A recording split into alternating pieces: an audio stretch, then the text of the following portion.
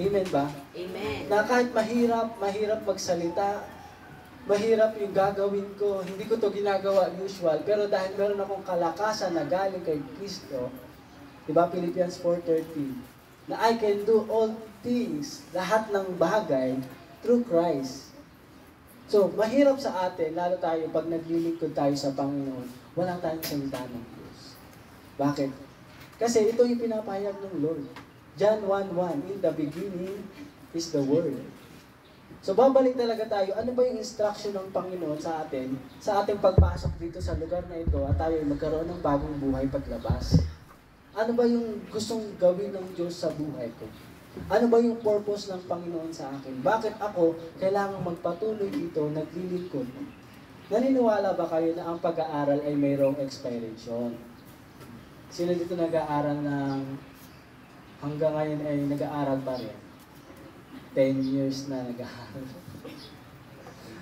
Alam mo yung lalo mga engineering students, pag sila ay umabot ng 5, ayan, umabot na ng 6, pero hindi sila umabot ng 20.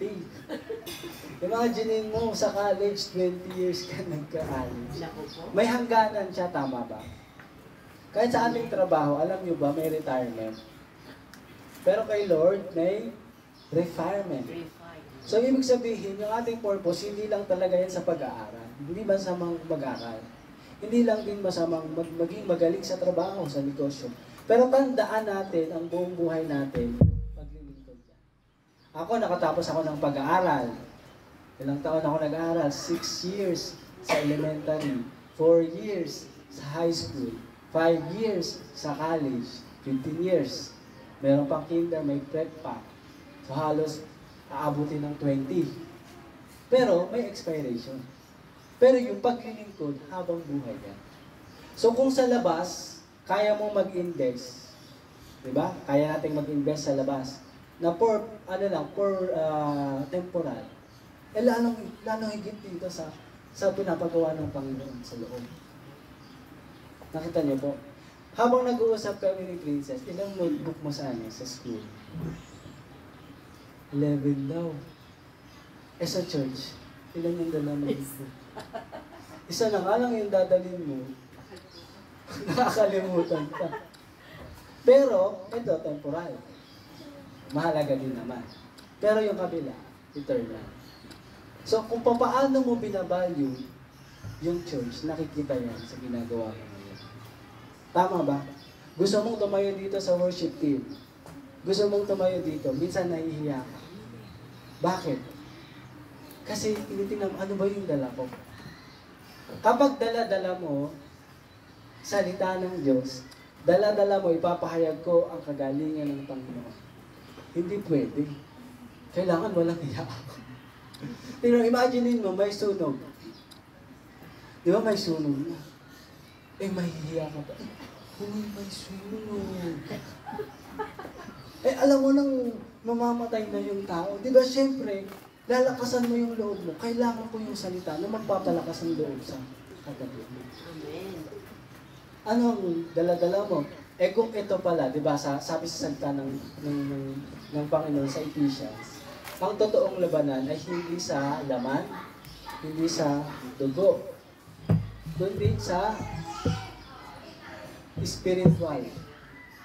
Na nandoon naghahari ang demonyo sa ating kalakitan.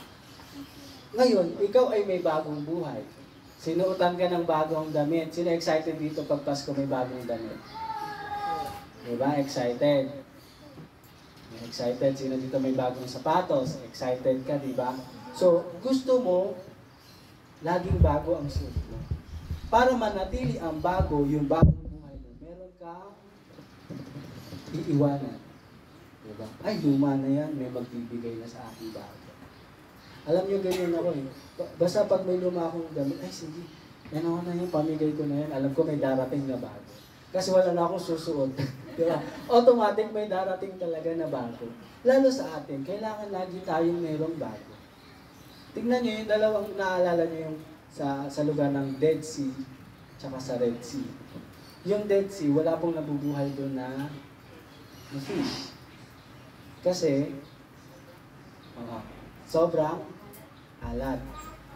Pero pagka sa fresh water, laging mayroong, kasi galing yun sa galing yun sa bundok. Laging bago. Laging bago. So, ibig sabihin, meron ka talaga huhubarin para lagi kang may bago. At ano yung huhubarin mo yun?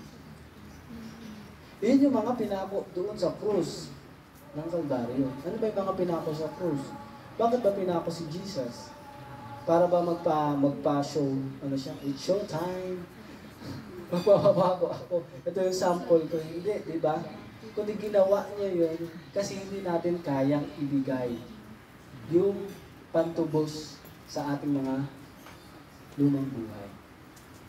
Tingnan niyo, di ba siya ay inubaran, tinanggalan ng damit, kinoronahan ng tinik, ipinako sa krus, para yung hinubad sa kanya, ibabalik sa iyo ng malinis.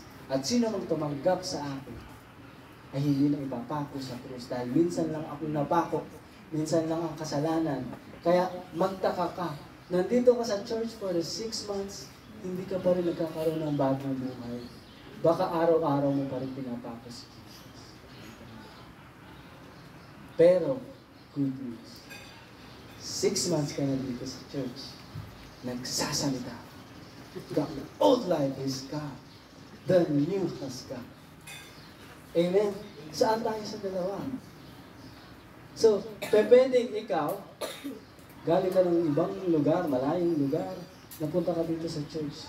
Pwedeng napunta ka dito sa bagong church, pero hindi automatic may bago kang life. Maaring matagal ka na sa church. Oy, nasa born again church ako. Born again. May bagong buhay. Automatic yung katabi mo may bagong buhay. Hindi siya. Kung ang Diyos nga hindi automatic,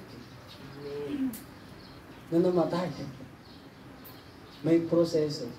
Dumating siya sa point na, ama ko, bakit mo pinabayaan? Ibig sabihin, ganun katindi ang tawag ng laman dito sa mundo. Na kung bakit sa Diyos na meron na siya, sa kapangyarihan na meron na siya, nagkaroon pa siya ng ganung panibuho.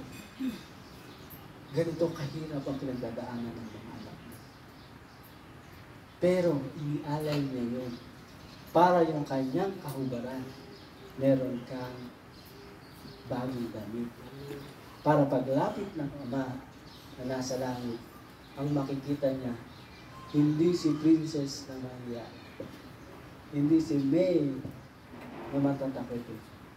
Ang makikita niya, yung damit na hinubad ng Panginoon Jesus, isinuot sa kanya. Amen? Ganyan katindi ang ating tinanggap na bagong buhay sa Panginoon. Kaya nga, wala na siya dito, doon sa krus ng Kalbaryo. Sabi sa Luke 24 verse 6 to 7, siya'y muling nabuhay. Alalahanin ninyo ang sinabi niya sa inyo noong nasa Galilea pa siya, at ang anak ng tao ay kailangang ipagkano sa mga makasalanan at ipako sa krus, at nang ikatlong araw ay muling mabubuhay. Amen. Kaya, ito yung tinatawag na let's celebrate. Oh, happy day, di ba? Na kahit saan patungo ang ating mga boses, basta mahalaga galing sa puso, di ba? Amen? Talagang happy day talaga. Talagang it takes faith talaga na itong mga buhay na binubuo ng Panginoon dito, it takes faith po talaga. Amen? Bagong buhay, ito yung mga bagay na tinalikuran mo, hinubad mo. Ito yung sinful nature. Ayan. Naalala niyo yung last Sunday. Meron tayong ilang points? Halos last Sunday. Diba? Number 1, we are the enemies of God. Sabi sa Romans 5:10. Dahil tayo ay kaaway ng Diyos, ngunit tinanggap niya tayo bilang kaibigan. Amen. Ayan. Yan yung number 1, we are the enemies. Yan yung lumang buhay natin. Bakit? Imagine mo, ang Diyos, kaaway mo. Pag sa Bible, kaaway ang Diyos eh, talagang salot ang meron ka. Kaya makikita mo, bakit parang punong-puno ng salot ang buhay ko? Yan ang buhay ko dati. Bakit punong-puno ng salot? Kasi kaaway ako ng Diyos. Bakit ganito ang pag-iisip ko, ganito, kahit naman gumagawa ng mabuti yung mga magulang ko, minsan masama pa rin sila sa paningin ko. Kahit inaayos lang naman nila ako, minsan akala ko, kaaway ko mga magulang ko. Diba? Parang lagi ka nalang puno ng sama ng loob. Ayan. Kasi sabi sa Romans 3:23, walang sinumang nakaabot sa kaluwalhatian ni Jesus. Diba? So, nandito tayo, hindi na tayo kaaway ng Diyos. Tingnan mo nga kung kaaway mo yung katabi. Kaaway mo lang yan. Pagka ayan ay may maling ginagawa. Amen? Pero pagka ayan ay nasa tama, nasa Christ-like character, ayan, maghanda ka. Kasi baba natin, bubunutin, bibi natin kanya. Amen? Mga kapatid, maghanda tayo. May gagawin ng Diyos sa buhay ko. Amen. Amen? Maghanda ka. Bagaman tayo assured na may bagong buhay, itong tinanggap natin, sino dito hindi pa nakakakilala kay Jesus? Wala pa naman. Bagaman tayo ay assured na may bagong buhay, hindi po yan excuse na di tayo dadaan ng matinding temptation, ng pag-uusig pagsubok. Alam mo, yung katabi mo nga lang eh. Uusig ka na yun. Pagsubok na yun minsan eh. So, hindi talaga. Pero sabi ng Panginoon sa John 16:33, I have told you these things so that in me you may have peace. That in this world you have trouble. Diba? Yung nasabi. Ito pala tayo. You have trouble. So, meron ng trouble, tandaan natin, but take heart, I have overcome the world. Amen. Yan yung tinapos ng Diyos. Kung bakit tayo nagse-celebrate pag Sunday, every Sunday nagse-celebrate tayo kasi itong lumang buhay natin, we are helpless. Sabi sa Romans 5:6, di ba? Tayo mahina pa, namatay si Kristo sa takdang panahon para sa ating mga makasalanan. We are ungodly. We are sinners. Ayan, sabi sa Corinthians 6:9, 1 Corinthians. Hindi ba ninyo alam na ang mga makasalanan ay walang bahagi? Saan? Sa kaharian ng Diyos. We are sinners. Ano naman ang sabi sa Acts 3:19-21? Magsisi. Ayan. So sa lahat ng makasalanan, kailangan natin magsisi. Pag sinabing magsisi, ano ang magsisi? Iiyak ka lang ba? Lord, sorry. Tapos kinabukasan, sorry ulit. Wow. Lalapit-lapit ka, tapos lalapit ka, gano'n naman ang problema. Hindi ganun si Lord. Though si Lord ay gracious, pero tandaan natin, si Lord ay just. Siya ay just. Kaya kailangan tayong magsisi, talikuran talaga ang kasalanan. Number 5, we are lost. Saan kaya ako pupunta pagkatapos? Parang ligaw yata ako. Siguro sa SM. We are lost. Kung saan natin gustong pumunta. Pupunta ako, bibisita ako dito sa ganitong iglesia, ganyan. Pupunta ako dito. Lahat, pupuntahan mo. Pero ang una mong matagpuan ay si Jesus. Sabi sa Matthew, di ba? Matthew 18:11-13, sapagkat ang anak ng tao ay naparito upang iligtas ang mga nawala. And to the following. Number 6, tayo ay poor in the spirit. Ibig sabihin, sabi dito, sabi sa Revelations 3:17, ito yan. Take note nyo na lang. Basahin nyo sa bahay pag niyo. Pero na-share ko na to last time, di ba? Sinasabi ninyo na mayaman kayo sagana sa lahat ng bagay at wala ng pangangailangan, ngunit hindi nyo alam na kaawa-awa kayo dahil mahirap kayo saan? Pananampalataya. bulag sa katotohanan at hubad sa paningin ng Diyos. So we are poor in the spirit. Ibig sabihin, kulang tayo ng yung alam niyo yun, pagka yung bata hindi sumusunod, tagapalod, yung tagatulak. Kumbaga pagka si Kuya Rolly ay nagpo-food panda, walang fuel, hindi siya makakahatid ng kanyang, lagot siya sa kanyang customer. Kanina pa yan malamig na yung aking So kailangan mo ng fuel, kailangan mo yan. So, number 7, we are under God's judgment. Diba? Ngunit sabi dito, ang hindi sumusunod sa Kanya ay hindi magkakaroon ng buhay na walang hanggan, kundi mananatili sa Kanya ang galit ng Diyos. Ayan. So, totoo na mayroong langit at lupa. Yung mga bata, nilalaro nyo lang yung langit at lupa. Pero sa totoong buhay, meron po talaga yun. Ayan, meron talagang impyerno sa mga nagpapatuloy sa di pagsunod o paggawa ng karumal-dumal na kasalanan sa paningin ng Diyos. Number 8, we are dead through our sin. Sabi sa Galatians 3:22, lahat tayo ay na-confine. We are confined under sin so that the promise by faith in Jesus Christ might be given to those who believe. So, we are dead through sin.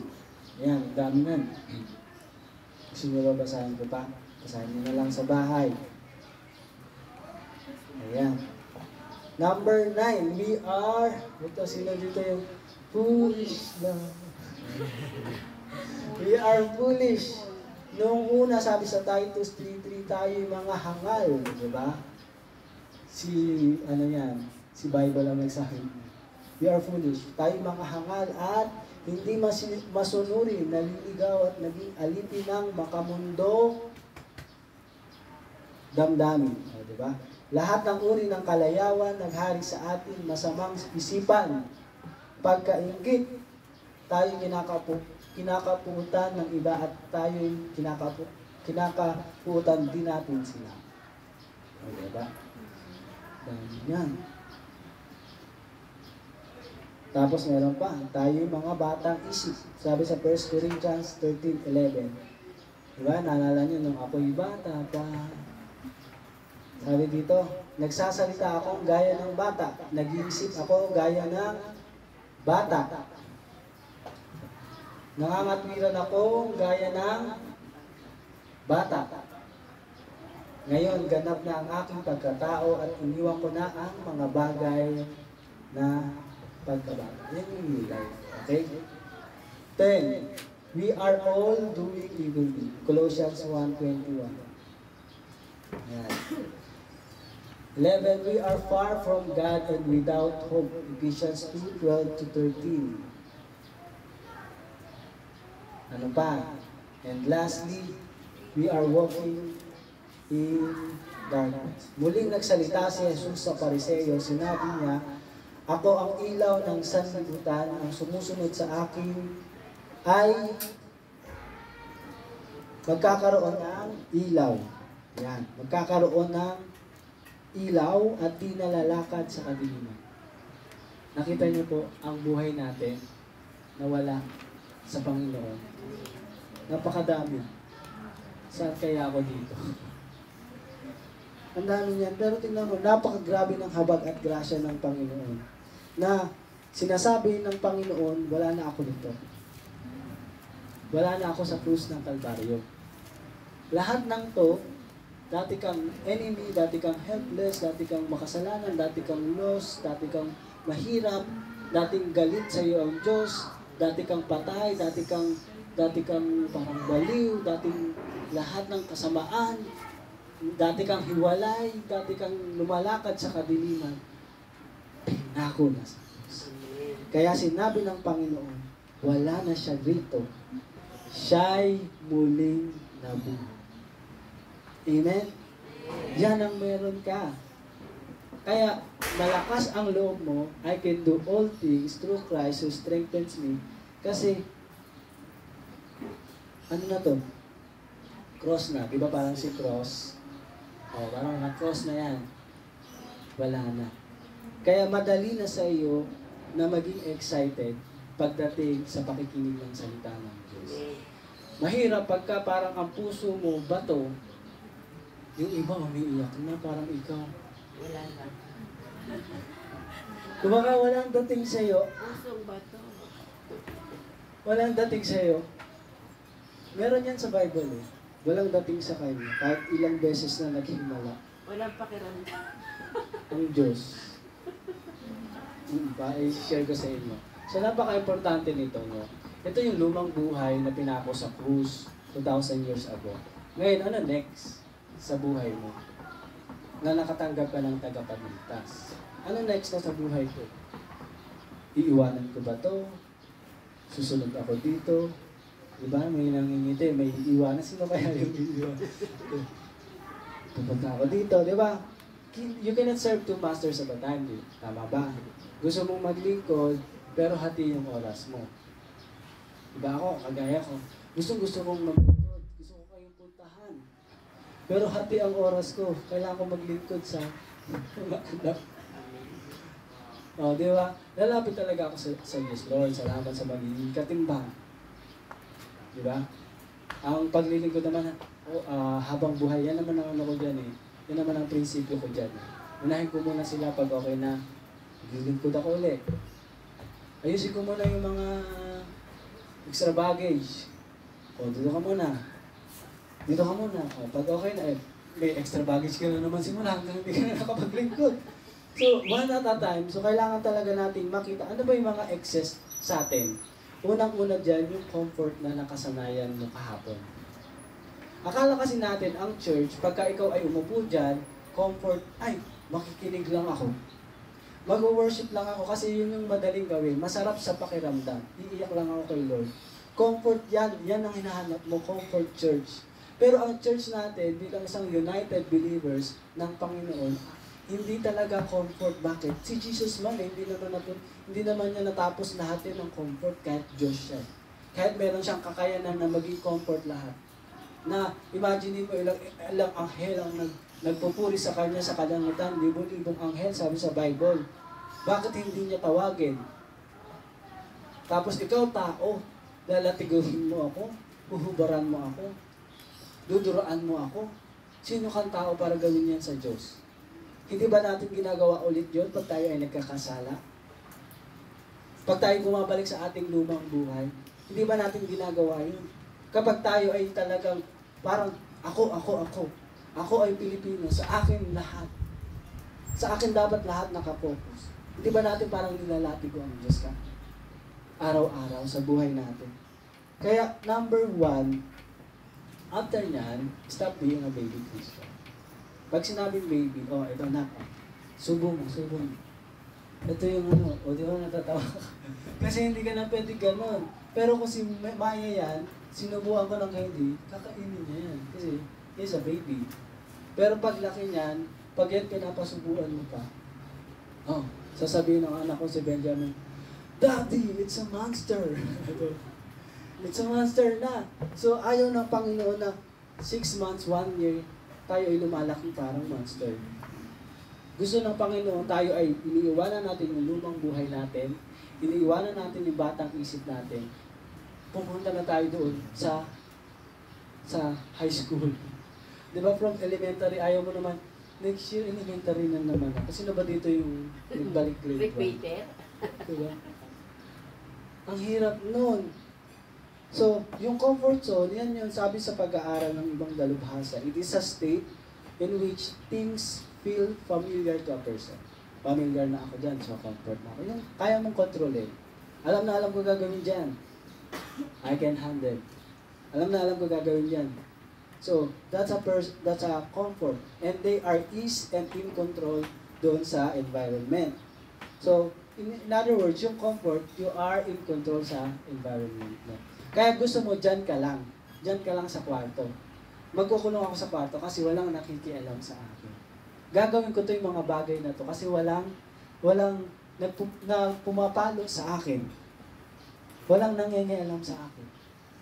Walang pastor, walang nagsasalita, walang nanenermon, Walang magulang. Kasi kahit yung magulang mo na nagpapaalala sa'yo, anak, mag-aral ka ng mabuti.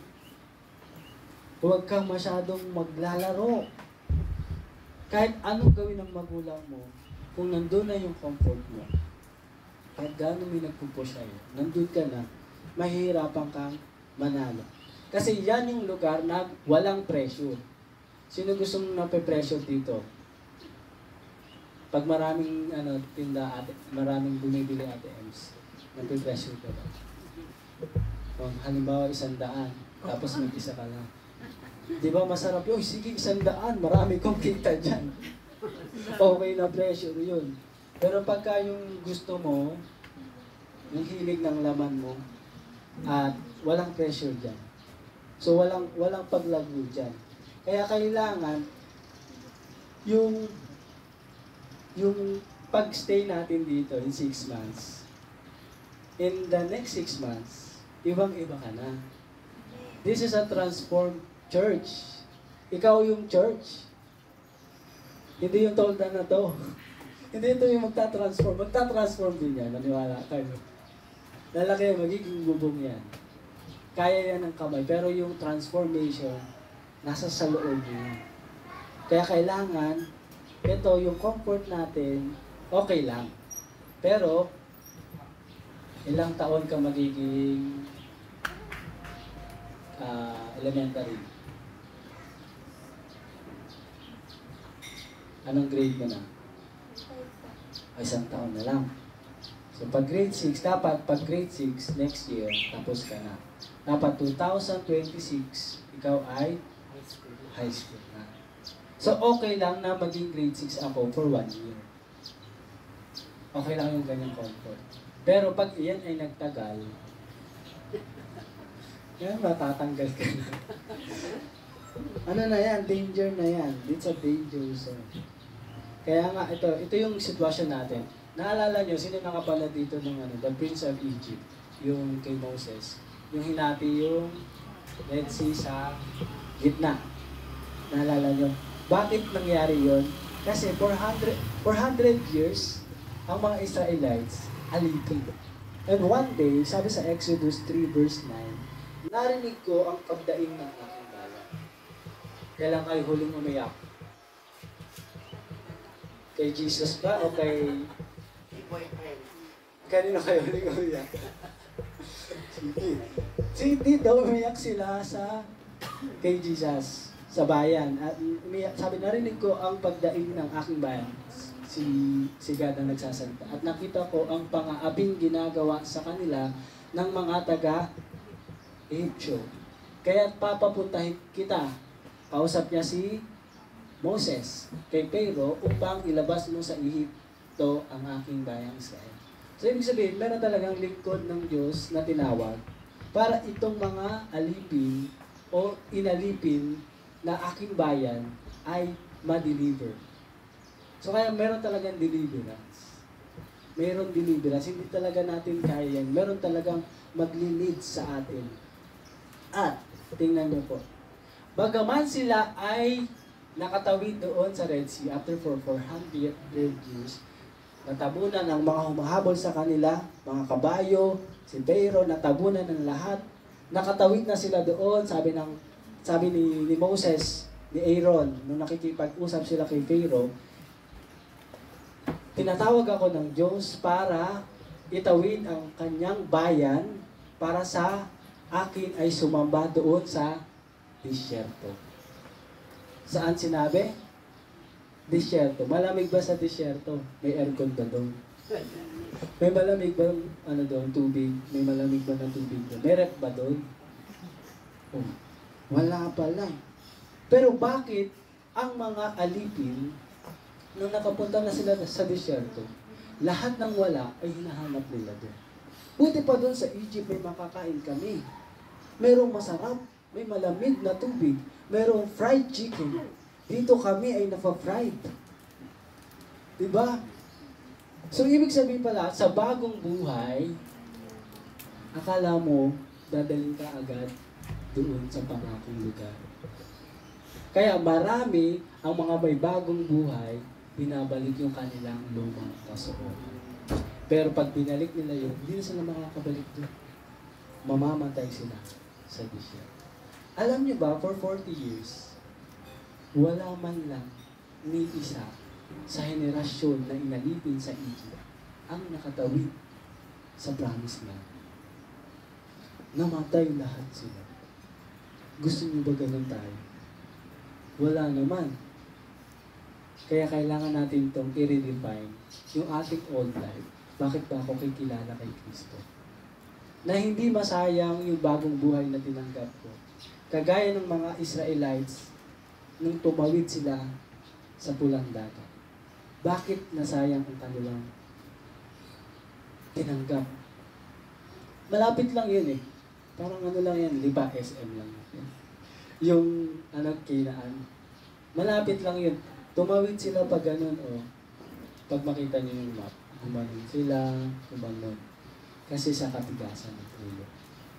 Nung nakikipag-usap si Moses sa Mount Sinai para ibigay ng Diyos yung regalo niya ng 10 utos, ano ang ginawa ng mga Israelites? Sinamba ba nila ang Diyos na sinasamba ni Moses? Gumawa ng golden calf. At doon sila lumuhod. Doon sila sumamba. Diba? Nature sa atin ang mayroon talagang sinasamba. Mayroong iniiyakan. Kaya nga nung umiyak ang bayan ng Panginoon, narinig niya. Kasi alam nila, alam ng Diyos, tinatawag ako ng aking mga anak. Pero pag alam ng Diyos na hindi siya ang tinatawag mo, alam mo, talagang magkakaroon ng salo. Magkakaroon talaga. Kailangan yung ating tinanggap, may progression yan. Yung ating pananampalataya, may progression yan. Kaya sabi niya, only trust me with all your heart and follow the instruction I will command you. Sabi sa Deuteronomy 11:24. Kapag sinunod mo, sabi sa verse 22, nang mabuti ang aking mga utos, iniibig siya ng tapat. Iniibig mo siya ng tapat, sinundan ng kanyang landas, ay mananatili kayo sa kanya. Kaya ito yung ating journey. Yung ating pagtanggap sa Panginoong Jesus, papunta yan sa final destiny mo. Kumbaga, meron ka ng future kay Jesus. Nakaselyo na yan. Pero nasa sayo kung malalakaran mo. Nakukuha niyo ba? Kung, di ba, pinagbabasa ka ng Bible, anong ginagawa mo? Ay, parang maganda yung latest na TikTok ngayon. Mag-TikTok mo. Di ba, gagawin mo muna yung mga hikoy. Magbabasa muna ako ng Bible. Hindi pa pala nabasa, di ba? So, kung ang labanan pala ay sa labas, ay talagang matindi, hindi siya sa laman, paano ka naghahanda? Kaya merong tinatawag na church. Paano ka nagpa-participate sa church? Pag 6 months, nakaupo ka pa rin. Tumatayo ka nga, uupo ka rin. Kailangan mo nang obserbahan. Meron ka dapat evaluation sa pananampalataya mo sa Panginoon. Kaya nga, sabi sa Hebrews 4:1 verse 2-3, mag-ingat kayo at baka mayroon sa inyong hindi makatanggap ng pangakong ito. Ayan. Parehas tayo nasa isang barko. Naalala niyo yung kwento ni Noah.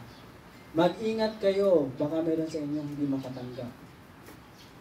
Tatalon kaya ako. Wala na akong nakikita halaman. Wala akong nakikita, may halaman to, huwag kayo tatalon.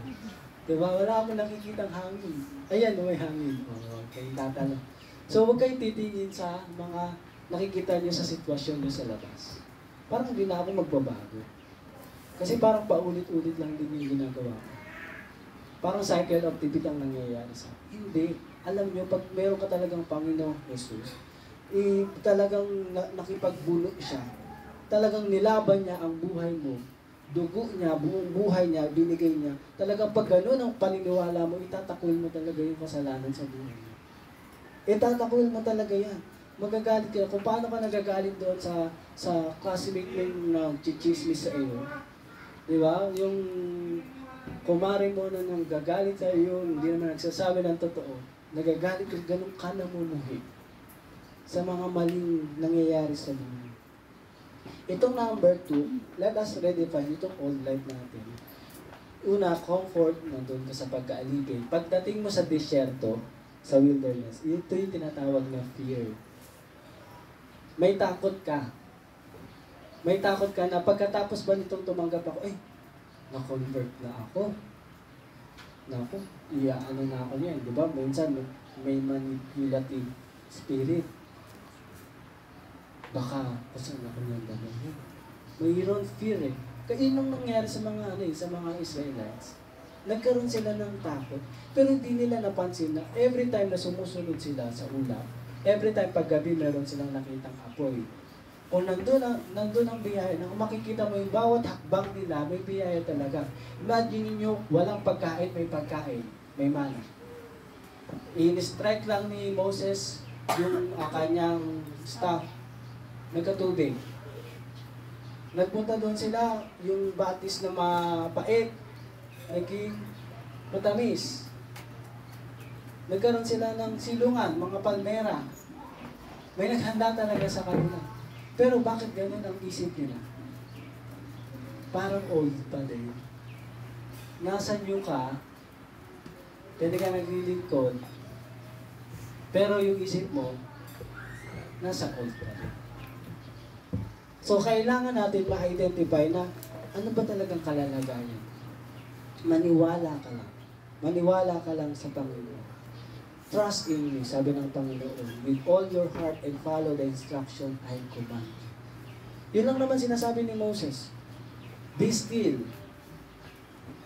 Tama ba? Be still and know that I am God. Yun lang naman. Sabi po sa Bible, ang kanilang sandalyas, sino dito naglalakad pagka nagpupudpud? Pupudpud yung sandalyas niya, di ba? Sila hindi napudpud, kahit konti. Yung kanilang damit hindi na naluma. Paano nangyari? Yun ay nasa disyerto sila. Mainit. Pero sabi sa Bible. So, malaking problema, hindi sa milagro ng Diyos. Bakit ko nasabi? Tingnan mo, itong 10 plague na dumating sa Egypt bago palabasin ang mga Israelites. Una, diba yung tubig, naging dugo. Madami pa, mga palaka, wala namang tigbalang, no? Wala namang tigbalang. Ano yung grasshopper, yun. Yun, balang. Lahat. Oo, lahat peste. Pero bakit itong si Pharaoh, sa kabila ng salot na dumating, matigas pa rin ang puso? Sa kanila salot, sa atin milagro. Ikaw, ilang beses na may milagro sa iyo ang Diyos? Di ba nung nakaraan, nilalaglag ka naman? Tapos ngayon, nandito. Di ba milagro? Ikaw, ilang beses ka na nagising araw-araw? Di mo na mabilang, no? Napapasalamatan mo ba? Ikaw, di ba nanalo ka? Hindi ba milagro yun? Minsan, ang dami ng milagro na ating natatanggap. Pero bakit matigas pa rin ang ating puso? At ayaw natin sumunod, maglingkod sa Diyos. Kahit kaano kadami, tingnan niyo po, number 1. Kung hindi dumaan ang 10 salot sa bayan ng Ehipto, walang darating na pagsagip. Walang pag-alis doon. Walang paghati ng Red Sea. Dumating yun, umiyak ang bayan ko, pero sabi ni Lord, papatigasin ko ang puso. Ayaw mo sabi ni Pharaoh, papatigasin ko ang puso. Number 2, kung walang Passover, yun yung pang-10 salot. Sino dito yung mga anak na panganay? Ayan. Ayan, yung mga anak na panganay. Sabi ni Lord, papatayin ko ang mga anak niyang panganay. Ready na kayo? Hindi ngayon. Tapos na yan. Sabi ni Lord, sa pang-10, para malaman nila na ako yung Diyos, ano ang pag-inatan. Pero, ang mga hindi namatay, yung may mga, di ba sabi ito, merong dugo ng lamb. Yung angel of death, lalagpasan niya. Walang namatay sa lahat ng may hamba ng dugo. Ganun din sa atin. Walang mamamatay kapag tayo mayroong dugo ni Kristo. Amen. Kapag tayo may bagong buhay, meron tayong dugo ni Kristo. Lahat ng mga Egyptian namatay. Malakas na pagtangis sa buong Ehipto. Pinakamayamang bansa. Pinakamalakas. Kahit ngayon, pinakamayaman ang Egypt sa oil. Yung pyramid nila, hanggang ngayon, nandun pa rin mga ginawa ng mga Israelita. Pinakamayaman. Pero bakit nagkaroon ng ganung pagtangis? Without the Passover, hindi tayo makakaalis sa ating Panginoon. Without the death of the Lamb, without the death of Jesus, kahit gaano tayo magpakabuti, kahit gaano tayo maging magaling sa eskwela, maging magaling sa trabaho, kahit gaano tayo maging magaling sa lahat, without the death of the Lamb, without the death of Jesus, we cannot go out. Amen. Kaya sa gabi niyo, sabi sa Exodus 12 verse 12, lilibutin ko ang buong Egypt at papatayin ng lahat ng panganay na lalaki. Grabe, no? Yung mga bata, ha? Parang sabihin ko, grabe naman sila. Mga mamatay tao. Susumbong ko siya pa yan. Hindi na ako nagbatang dito. Nakalive tayo. Ayan, so, number 3, Jesus Christ and His blood. Ayan. Pag hindi nabuhay na nag-uli si Jesus, walang power of resurrection. Pag namatay lang siya, at walang buhay na pagkauli, yung ating pananampalataya ay patay. Amen. Yung ating ginagawa dito sa the house of Christ, at si Christ ay walang resurrection. At parang nag-ano lang tayo dito, nagtitipon-tipon ng walang kapatutunguhan. But because Jesus, the power of the resurrection of Christ, ayan, pag pinaniwalaan mo yan, di ba? Siya'y muling nabuhay. Then, you can go further. From fear zone to number 3, growth zone. Ayan, yan ang promise land. Amen? Hindi ko na papahabain yung fear and growth. Pero sa umagang ito, nakita niyo po yung ginawa ng Panginoon Jesus. Na tayo dati, sa kabila ng ating pinagdaanan, naranasan, hindi nagbago ang Diyos sa plano. Lagi ka pa rin maganda sa Kanya. Tingnan mo nga katabi mo, maganda ba siya? Maganda, maganda, maganda. Guwapo ba? Gwapong gwapo. Gwapong gwapo. Ayan. Lalo na kapag may Kristo yan. Amen. Amen. So, ito, tuloy ko na lang next Sunday. Yung fear to growth. So, pero makita nyo, you have to redefine itong old life ko, kinos out na ni Jesus. Amen. Ang daming ginawa. 10 salong, pinatay ang mga anak. Hindi ba kayo titigil? Parang gano'n na yung ano ni Pero. Lumayas na kayo. Lumayas na kayo. Kaya lang niya pinatigil. Kasi grabe na yung sagot. Hindi dahil nabago yung kanyang puso. Kayo ba? Gusto niyo bang maniwala kay Jesus? Amen. Kapag may 10 salot na binatig sa inyo. Hallelujah. Minsan gano'n, di ba? Lord, di ko na kaya. Grabe na yung salot sa buhay. Maniniwala na ako. Maganda din. Pinagdaanan ng pastor. Pero, sa kabilang banda, kung pwede ka naman magdesisyon ngayon para maglingkod, at okay na yung salot na dumating yung dugo, naging, yung batis ay naging dugo, at binalik naman din, okay na. Kaysa may mawala pa. Yan lang naman yung revelation sa akin. Dalawa lang yung pamimilian mo. Kung susunod ka ngayon, o susunod ka bukas. Susunod ka bukas pero ang dami nang nangyayari. Marami ka ng bagay, marami ka ng oras na hindi na maibabalik pa. Pero at least, pinalayas mo yung mga Israelites. Sumunod ka nga lang, kaya lang yung puso mo, feeling mo, ikaw pa rin ang mataas. Matigas pa rin ang puso mo, ganun si Pero, di ba? Pero kung susunod ka ngayon, buong puso, alam mo ba, kagaya ni Princess, kagaya ni Maymay, ni Dayan, JJ, Harvey, Dorothy, kapag susunod ka ngayon, ilang taon na ako, masigit kayo kaysa sa akin. Estudyante pa rin. Yes. Higit kayo sa mga mas magigiting pa. Kasi what power you have is the power of the resurrection. And the power of the resurrection, yung Espiritu Santo na bumuhay sa patay na katawan. Ganun ang power na meron sa iyo. Kaya kapag ang katabi mo walang kabuhay-buhay, I have the power of the resurrection. Magkabuhay ka. In Jesus' name. Magkakabuhay yan, parang ano na. Pero totoo yan. Nararanasan ko yan pag ako pumupunta sa Paranaque. Grabe naman itong magpuri kay Lord. Sige na nga, magpupuri na rin ako. Grabe naman itong magpasalamat. Grabe naman itong magpatotoo. Tao lang din naman siya. Bakit ako ba? Hindi ba ako tao? Akala mo naman tao, di ba?